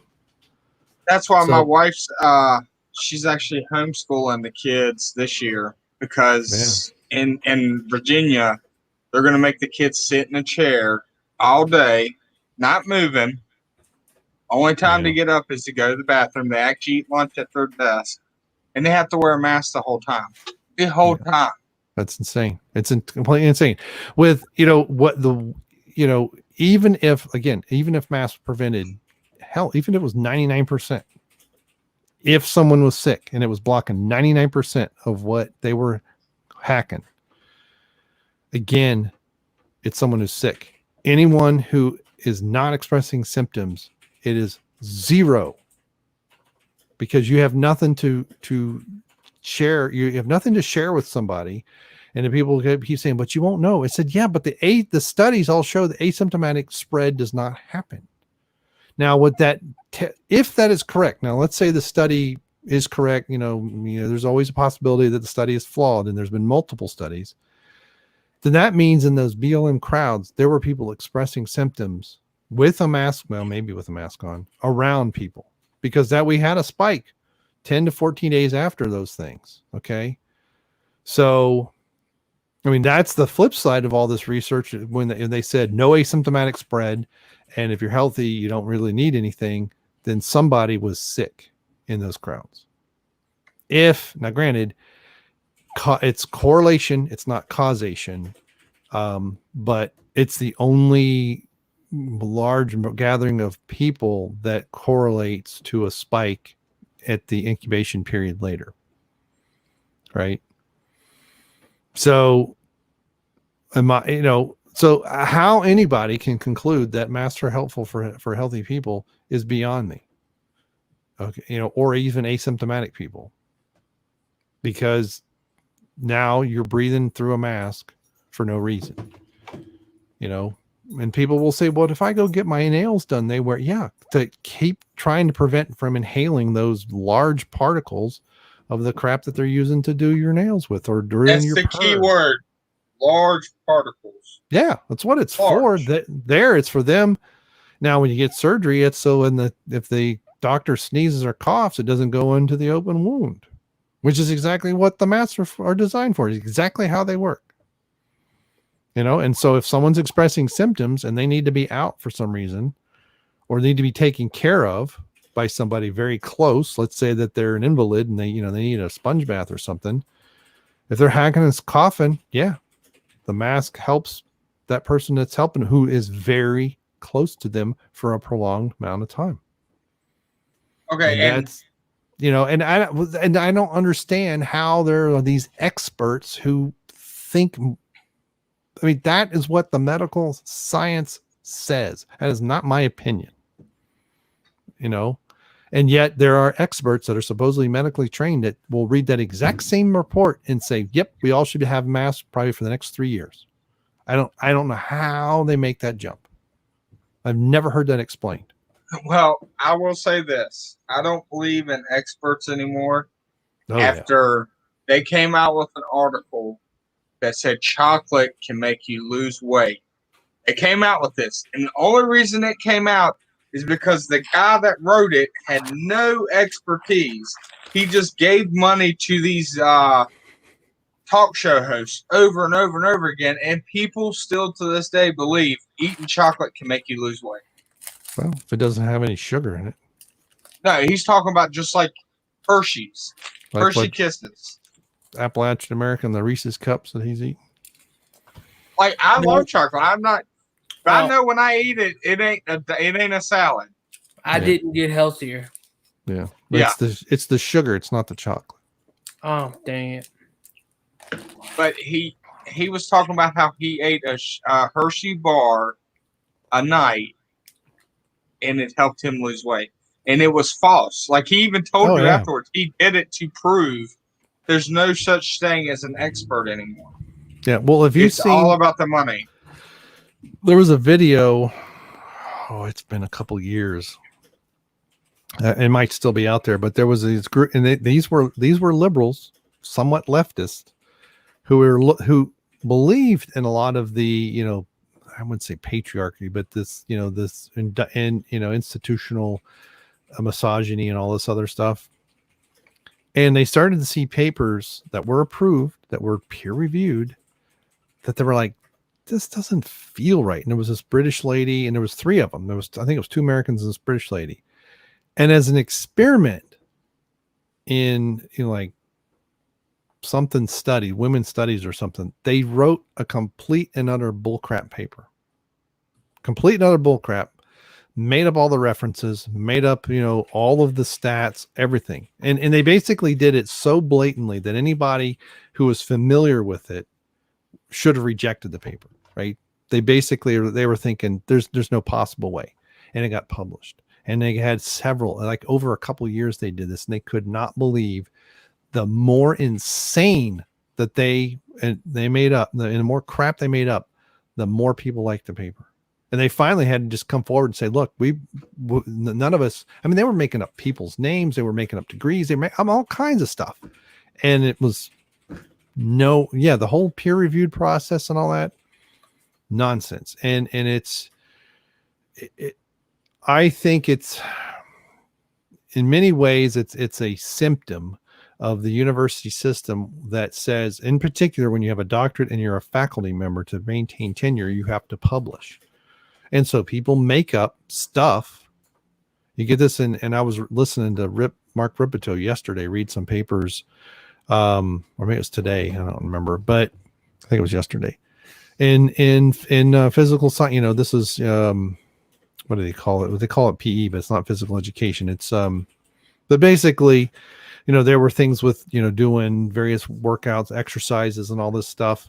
And when you just read the abstract, if you know anything about physiology, that's what exercise physiology. If you know anything about the human anatomy and how muscles and tendons work, some of these you can see right off the bat are complete other garbage. Right? It's useless. Like one of them was comparing the range of motion for doing a flat bench or doing a bench press on a stability ball, you know, where you can, you know, they said you can't do as much. Well, no kidding, because the stability ball, but the range of motion is identical. Well, no kidding. Right? There's nothing to block the arms. You're going to have the range of motions identical, but that was what the study was for, just to publish something. So there you have a study that's useless, but, you know, got to publish this year or I lose tenure or whatever. And so we get stuff that have just lower value. And then you get crap that's made up. And then you get things like what you just described where, oh, he's got a doctor. He's got a lab coat on. He must be important. We need to listen to him. And he's just talking out his butt. They use Bill Nye. Engineer. Yeah, he's not even a science guy. Oh no, Bill Nye all the time. He's a moron. Every science experiment he did was scripted, so it didn't come from him. Well, you see, remember when he did was it last year, or the year before, when he did a little dance talking about how there's more than two genders and all, you know. Yeah, that's not science. My whole thing is, if you actually got a decent qualified that's actually changed the earth in a way positive, made something, studied something, actually got them on there, they won't put them on there. Yeah. Because then people are intelligent. They know exactly what they're talking about. Right. And ask some archaeologists about peer-reviewed papers where it's just a way to keep the bias. The you know, they'll go dig somewhere and they get some date. They're like, hey, this is human habitation in the Americas, but the dates come back of 100,000 years ago. No, this lady did this in the 60s and just about had her reputation. Now she's been somewhat exonerated now but at least because now they're saying, yeah, there's something here before Clovis. Well, there's evidence there was something here long before that, you know? So a lot of times it's, you know, you get like the two extremes. You get the one end of the peer review where they don't really look at it and go, this smells good. This is like what I believe, publish it. And on the other side, it's, well, wait a minute. We can't allow these facts to get out. You know, these are controversial and, you know, they're against what I believe. So now we're going to squash it, you know, but as opposed to letting it out because it might be complete garbage, right? It may be wrong. Let that idea out there so that everyone knows it's wrong. Don't hide it. You know, this has become the Channel Dad and Tommy show. All right, Seth. Star Wars. Finally. I done deleted I done closed out all the tabs. You mean you actually had something you wanted to cover? You never said that. Yeah, I had like 3 different things. But then you should have been covering it from the start instead of watching some fat hick drive his lawnmower across the swamp. Hey, hick is offensive. Ride lawnmower. Hey, hick is offensive. We prefer the term Appalachian American. I grew up in East Tennessee. Stuff it. That ain't nothing. I know. I mean, when I was a kid running around barefoot, I had to wash my feet before I went to bed. I know. Did you drink from a water hose? Oh, yeah. My son did and got worms. We had to get him. It's like, we don't do that anymore. Wait, did y'all have well water or something? Not here, no. It's city water. That happened here. No, when in Tennessee, yeah, we used to drink from the garden hose all the time. What do y'all think about the delay of Disney Star Wars movies being pushed back an extra year? Instead of 22, it's 23, and so on and so forth. Do we know what movies they're really going to do? No. I mean, I've heard all kinds of stuff. Flip it? Are they going to flip it to where it's actually good, or is it going to be the same crap? Probably not. on EFAP they were discussing how that it could be Lucas coming back. Yeah, I think that's not going to happen. Well, they weren't saying that it could. They just were saying that it's, you know. Oh, I know it's a rumor, but I don't think it's going to happen. And I don't know. I would like to think that I would like to think Kathleen Kennedy's going to be out and Feige will be in. Yeah. Although he's not really doing anything to like make it better. So I'm curious, after the selection, is it going to change the way the movies are made? Probably. I mean, I'm not trying to get on the politics again, but I was thinking, like, they try to cram it down your throat right now to get your vote. Is it going to change when, after that, he's gone anyways? Or are they going to keep throwing this at us? You mean if he wins re-election and in 2024? Yeah. Oh, I think, yeah. Look, you know, as much as we complain about the movies, as far as the numbers go, only Solo was a bomb. Now, The Rise of Skywalker, you know, it was a big drop, and who knows how much that money really costs. The merchandising is the problem. Okay? Now, is the merchandising the problem because the movies suck?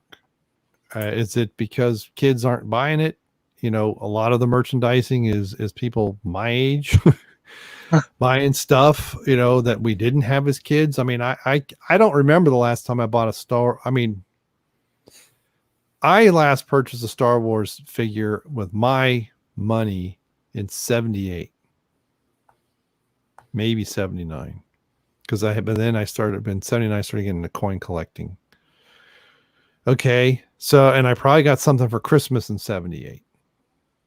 Now I bought some stuff for my kids, and my son, after the prequels, he had to have a Darth Maul lightsaber, and he saved up his money for like a year, you know, his Christmas money, his birthday money, maybe 2 years. And he had all these lightsabers on his wall. He still has that lightsaber, but by the time he was in middle school, he didn't care anymore. Right. And the prequels, merchandising wise, weren't too bad. But you know, what I have not seen are what the merchandising numbers for the Marvel stuff is. I just know that when I went, you know, it's been a while and it's not as big as it was, but when the Spider-Man movies were coming out, you know, Star Wars would be like a third of an aisle. Spider-Man was half an aisle, just Spider-Man, not Marvel, right? Well, my only thing is merchandise only sells until the kid plays a video game. Like sometimes. Fortnite. Yeah. Like Fortnite, every kid I've talked to, like my niece and nephew, my kids, once they played Fortnite, they care less about toys. Like, I hate to say that. Like, they got excited when they saw the lightsaber on Fortnite, but not actually playing with the lightsaber. Well, what about some of the toys with Fortnite, or Funko Pops, or any of the other stuff that? Like, we got the kids' Nerf guns. I've seen them play that have Fortnite on it, design from it. They've only played it maybe one or two times. Well, my daughter bought stuff yesterday, skins, Fortnite skin Funko Pops. Well, right? I'm talking like the generation that's under your daughters. Well, I know, but again, you know, okay, in 79, I turned 11. So I was starting to get it, you know, that some of that is true, right? It's the 6 to 10-year-olds, maybe 12, depending on the toys. There might be a few toys that a preteen or early teen might be interested in, but yes, the video games, you know, start to become, you know, I remember when there was an Empire Strikes Back video game for the Atari 2600. It was like, wow, you know, and it eventually came out for Intellivision. What? Don't worry about it. Do you have a question? No. No. What'd you say? That Funko Pop you bought, that was Fortnite skin, right? The one that I went out to go get? Yes. No. What was it? It's the San Diego Comic-Con box. Well, no, that one, but the other one, I thought you bought one that was a skin. One with the t-shirt. Yes. Yes, that was a Fortnite skin. Yeah, it was with a My t-shirt. favorite one. Fortnite skin. Which one was that? Drift. It's The drift. cool. The drift skin. There you go, Tommy. You Yes. can ask your nephews that. But yeah, there's some of that too. Or if they buy a toy, it's got to be a little bit more sophisticated. Maybe it's made of metal. Maybe they don't really play with it. They put it on a shelf like, Seth's got behind him or something. But it's more of a collectible. Right. But it's a slightly more of a collectible. Okay. But again, the movies are spectacles, right? This is why I would really like to see what the Marvel merchandising numbers are like, because I bet you I know they're better than Star Wars, but I bet you they're nothing compared to what Star Wars used to be or what movies used to be like, right? The thing that drove Marvel's, there's 22, 23 movies. I don't remember how many anymore, over a decade plus. But it's not like I go to, my local Meijer or Walmart or something, and there's 3 aisles that's just Marvel, right? With that many movies, if it was the same as it used to be, there would be 3 aisles that are just MCU. There is an aisle at best. And I think Disney, because Disney is used to, the Frozen, there's stuff everywhere when that comes out, right? The merchandising for that, you trip over it everywhere in a freaking store, right? And it's like a dozen things. It's not like it's 400 different things. There's the handful of figures, and you got the DVD, and you got a few different versions of the doll and the snowman and whatever his name is, the Olaf or whatever. I sat through that first movie once, and then I'm like, yeah, this is stupid. Well, I will say this. As a kid, when I would go to Walmart or a toy store, it'd be packed with kids. Mm-hmm. And they'd be looking at toys. Now you go to Walmart, you may see 1 or 2 kids in the house. That's it. Yeah. 1 or 2. And it's usually the parents that's actually going out buying it for a birthday present. Right. And then with Star Wars, you had these. I mean, I know Jeff showed some things where they had the land speed. It's like they made all this stuff. And I'm like, this stuff there isn't a market for stuff like this that's not Star Wars. Why do you think there's going to be a market for it? And then you go and you buy, Dole lettuce or whatever the lettuce mixes we used to get, and there'd be some Star Wars thing, and there's cups, and it's like they merchandise the crap out of it to try to pay for the movie. And, granted, I don't remember how much we used to have Star Wars on back in the 70s and 80s, but I don't remember it being on my lettuce, okay, or my Dixie cups. And I think that market has changed a lot. And the toys, look, Toys R Us. I mean, I know they got sold, but they were in financial trouble for years before they finally went under, right? The dedicated toy store has been a vanishing thing for like 20 years, maybe longer, right? It's not just because, when I was growing up, you could go to Kmart and get stuff, but then we had these huge toy stores where you could only get certain things.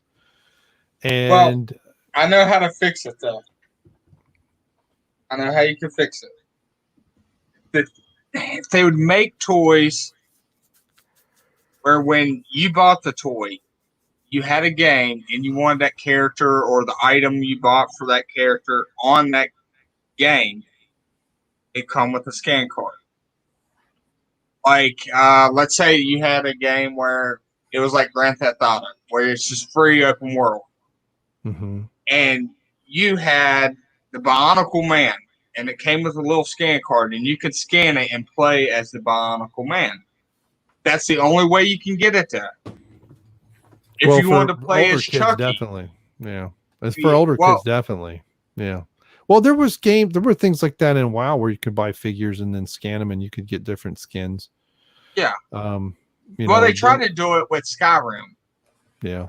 And it was only for them characters. Like, it wasn't like Seth. He'd probably go out and try to buy one with a Power Ranger figure. Right. To play in open world. If they did that. Right. Well, I think it's been a changing market for a long time, and then Disney buys Star Wars for $4 billion, thinking they're going to make it back in merchandising. But it's like, you got to get your head out of the Disney store, right? That's probably, I don't know if there's any other dedicated toy store type thing that, that's just their stuff. Star Wars those are different fans and different things. And when they try to make all this stuff that there was no market before they bought it, right? There was no market.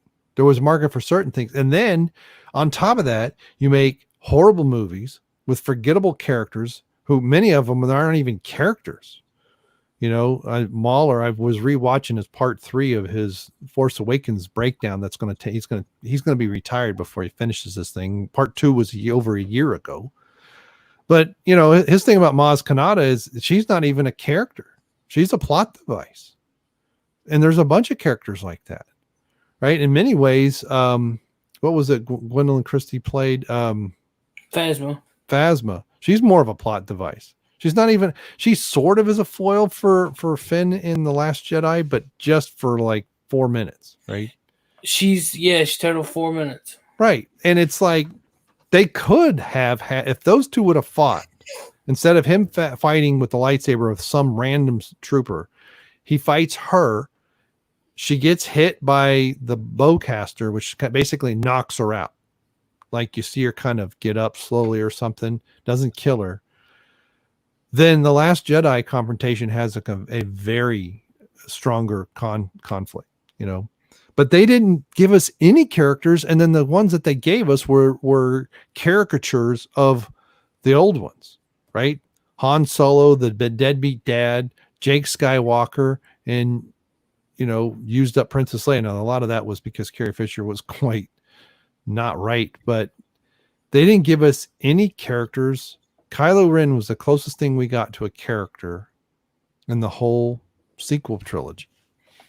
So, and so now, so you have a very different merchandising market because of Star Wars versus Disney. Then you have a horrible product that people cannot relate to. There's nothing to drive sales of your stuff. Nothing. Yeah. Well, me and my wife was talking yesterday. And I looked at her and I go, why does movie suck now? Like, I have to go watch old movies to get enjoyment out of them. And I was like, what do you think? I don't even think it's just politics. What do you mean by an old movie? What time frame we're talking here? Just any in general, but like an 80s movie. 70s till 2000s. I can still find some movies in 2000s that are good. Mm-hmm. And I'm not including Marvel because Marvel, they went off of something. They went off the Marvel comics. Well, and those are also comic book movies, so the expectations are very small. And I love horror movies, and they're all the same now. Yeah. And I sat there and I was pondering it for a while, and I said, I got it. I know why movies suck. She goes, why? I was like, because for you to be in show business as not the actor, but the producer or anything like, you've had to go to college for it. And I was like, so they're teaching these people the same thing over and over and over again. So that's why all the movies are the same thing. They're just, it's hard for me to tell movies apart now just because they're the same thing. Same story, same plot. So you may have one that has a twist, but for you to actually get it to be noticed, it has to be so twisted, it's so hard to understand. Yeah, like Looper. Yeah. Well, I think that's part of it. You take a cookie cutter industry, right? Everyone's got the same training. Yep. Okay. No one wants to be a rebel. It kills imagination. No one wants to be a rebel. No one wants to, because Lucas went to art school, but he wanted to do movies he wanted, right? He didn't want to do, he didn't like this whole studio thing. So it was already a bit of a thing in the 70s. All right. Because in the 80s, we had a zillion Police Academy movies. Well, guess what? Yeah. The first one was good. And they got worse and worse. It was like, oh my God. I mean, you just went to see it to laugh, right? It was entertainment. Yeah. But even before then, the Planet of the Apes movies got stupid, where they, so now it's so sanitized. This gets back to what we talked about previously. So you have the directors who are more or less trained the same. Yep. You have a writers guild that, you know, they're only going to let the people they want into, but you can't have a you got to be a screenwriter to have screenwriter, you know, this is part of the studio system. So it's almost like the studio system, which used to spit out actors who are all the same, now spit out the actors don't matter as much as the product that they're acting against. And then you That's take why everything and it's focus grouped. So you get a script and it's focus grouped first because they don't want to offend anybody. Yep. And so you end up with a bland thing that is this lukewarm, you know, timid product that if it's good enough, like Marvel, it's entertaining enough to shove popcorn in your mouth for 2 hours, and that's it. Because the Marvel movies, there's only about 4 of them that are worth watching a second time. Now they build to a you know, a nice crescendo, but they're pretty much all the same movie. But There's they like had 3 something to relate to back in the day before Right. everything became clones. But now it's, I think it's just, you know, every time I think, okay, Hollywood can't possibly reboot another movie from somewhere, by God, they do, right? Like Men in Black. I haven't seen anybody talk about the new Men in Black. That movie was trash. I haven't seen it because I knew it was going to ruin it for me. It's so bad. Well, the third one was kind of bad. No, the third one was great. Really? You liked it? The first one and third one were great. The second one was awful. Well, which one had Emma Thompson doing that? Who? Emma Thompson, a British actress. I don't remember I thought it was CinemaSins did a thing and it said, ladies and gentlemen, Oscar-winning actress Emma Thompson. I thought that was the third one. I need to find out who Emma Thompson is then. There. But if you want to know a good movie, it's one that's been written by a book, and the person that wrote the book has actually been involved in the movie somehow. That usually determines it's going to be a good movie. Let's see. She's in Men in Black International. Oh. That's the reboot, right? It's not a reboot, it's the fourth. Oh, the fourth one. Okay. Men in Black 3. So maybe it's the fourth one I'm thinking of. Well, what did you say that she did? I don't know. Something, she was like speaking in some alien language, but she was like gyrating and stuff. It was kind of stupid. The first one I loved. Oh yeah, I love the first one because it was unique. Cringy moments, but I mean the third one was bet by leaps and bounds better than the second one. Yeah.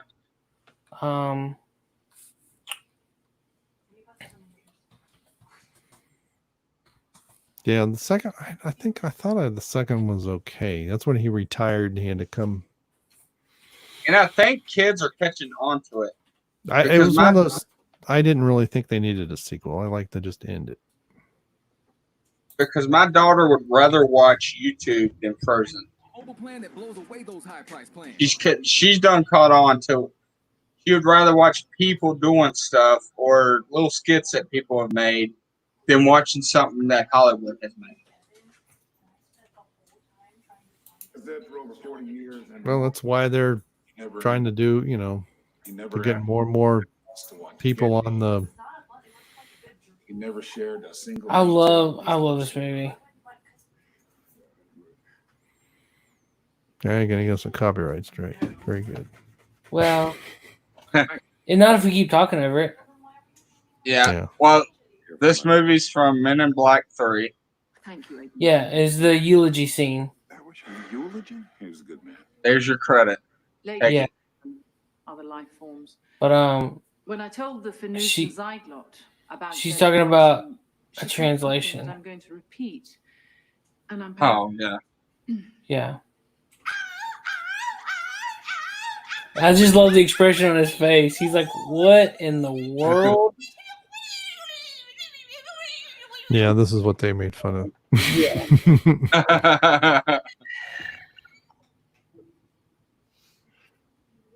But other than that, like, the movie was awesome.